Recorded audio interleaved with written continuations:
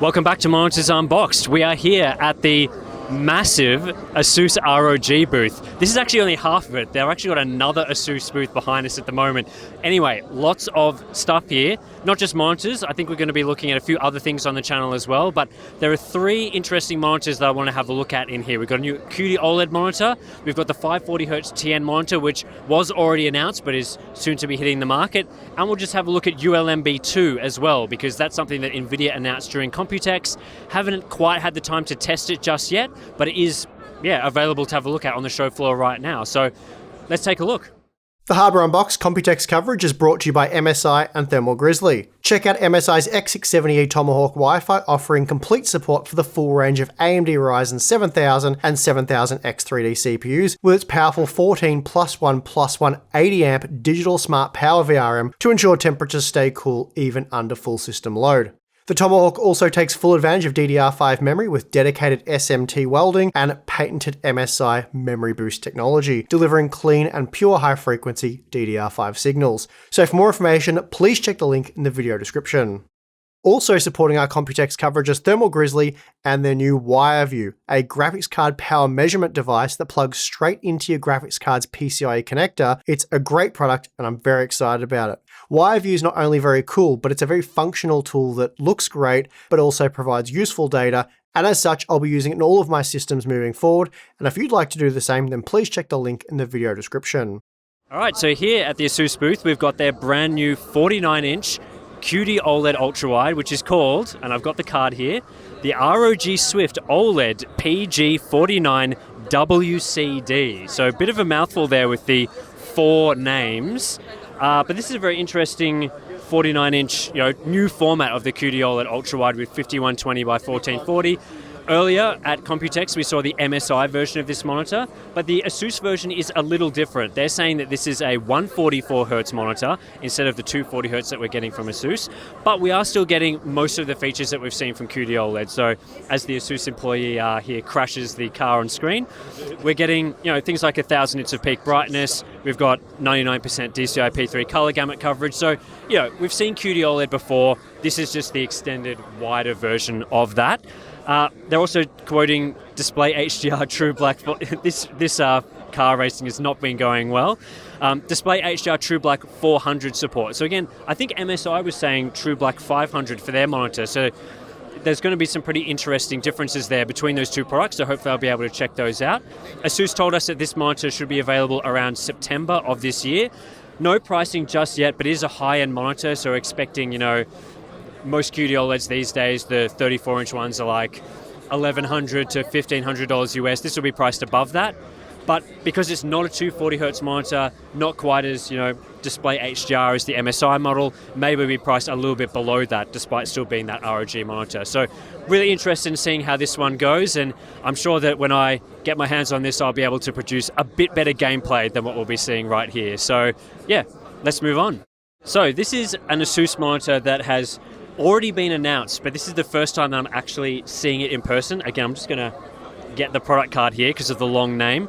The ROG Swift Pro PG248QP. So this is their 540Hz TN monitor designed for esports gaming. The demo that they're showing here is comparing it to their previous flagship esports monitor with a 144Hz refresh rate. Now they have made 240 and 360Hz monitors since then, but it just shows sort of the stark contrast in motion clarity that you get when you upgrade to 540Hz.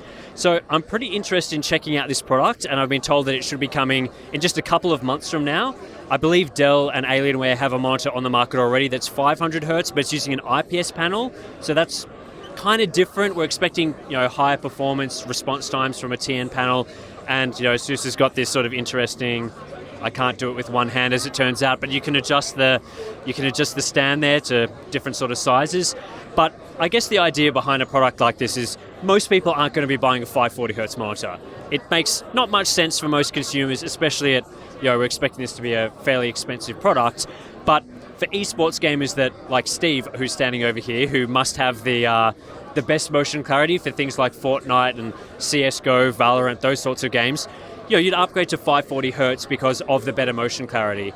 It also has a G-Sync module inside, a full G-Sync processor, and NVIDIA's just announced ULMB2 technology, so hopefully something like that will be coming to a product like this to even further improve the performance of the monitor with backlight strobing. And we'll take a look at the ULMB2 demo in just a moment, but yeah, hopefully that comes to the 540 hertz monitor. So shouldn't be too long until we can start testing this and comparing it to 360 hertz products, 240 hertz, and see, is it going to be worth it for those pro gamers that need the best performance and clarity? So yeah, super keen on checking that one out in the next couple of months.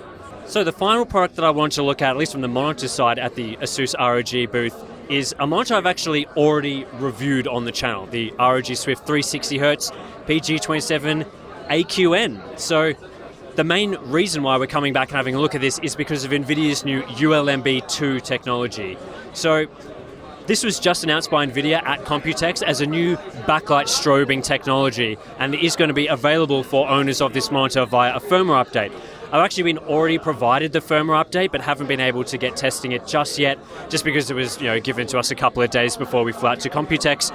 But we should have a full performance overview of how ULMB2 performs on the channel coming up in the next couple of days. I would expect it probably a couple of weeks after we get back from Computex. But the whole idea behind ULMB2 is taking backlight strobing to the next level. Backlight strobing has always had, I guess, drawbacks to how it works. It always is able to improve the motion clarity by strobing the backlight, reducing the it flickers the screen, so then we get reduced motion blur when we're panning and playing esports sort of titles. With ULMB2, some of the cool things that they're doing is increasing the brightness of monitors and certifying that all monitors that support ULMB2 should have at least, I believe it was 250 nits of brightness. Lots of monitors that support backlight strobing are far too dim. They're basically unusable because of how dim they get to get that superior motion clarity. With ULMB2 and products like this, we should still have usable levels of brightness. And the second thing, and the thing that I found was really interesting, was that they're changing the way that overdrive is performed. So instead of overdrive being applied to the entire panel, we're getting overdrive that is different at the top, middle, and bottom of the screen. So what that allows is for things like ULMB, we can have different levels of speed depending on the top and bottom. And that's going to allow us to get motion clarity that looks good at the top, middle, and bottom of the display with backlight strobing. That's something that's been really difficult to achieve with prior technologies, because when you're just flashing the whole screen, the performance is the same from top to bottom. The top's going to look a little blurry, the bottom's going to look a little blurry, but the middle's going to look clear. And with that new technology from NVIDIA, hopefully we're going to be seeing the same sort of clarity across the whole panel, which will solve one of the major issues that we're seeing with this. They also told us, NVIDIA, and I thought this was interesting, that they're now changing the way that they're certifying displays in terms of response times and how they're optimizing it based on our testing at Hardware Unboxed and Monitors Unboxed. They sort of looked at the way we changed from using linear light measurements to RGB light measurements and going, well, that makes a lot of sense. We're going to start optimizing how these products work based around that. So hopefully that will improve the performance of not only ULMB2 products, but also NVIDIA G-Sync products in general in the future. And yeah, I thought that was interesting. They sort of listen to community feedback. It's not just us that does that sort of testing these days. There's a lot of channels that have sort of pioneered that sort of testing and have moved towards that. So yeah, it's really cool to see that NVIDIA doesn't just do their own thing. They're listening to reviewers and they're implementing that sort of technology for themselves as well. So as I said, when we get back, I'll be checking out this monitor with the new firmware update and seeing how it performs. I'm really keen to check out ULMB2. All right, and that does us for the ASUS ROG booth with the monitors that they're showing off this year. I think it's good to see from ASUS this year that we're not seeing heaps of monitors being looked at or announced and previewed that, are coming out in like 2025, because ASUS has definitely done that multiple times previously. So yeah, all the products that we're looking at today, especially that new QD OLED monitor, are scheduled for release in 2023. So we should be able to look at that in the next couple of months. Aside from that, yeah, reasonably quiet from ASUS at Computex. No other products to be looking at right now. But yeah, I'm looking at my schedule from all the companies that are here at the show and looking at all the products I need to cover. And it's looking like a pretty busy couple of months coming up. So yeah, keen to really check out all these monitors, and yeah, maybe we'll have some more monitor content on Monitors Unboxed from Computex coming up. So thanks everyone for watching, and we'll catch you in the next one.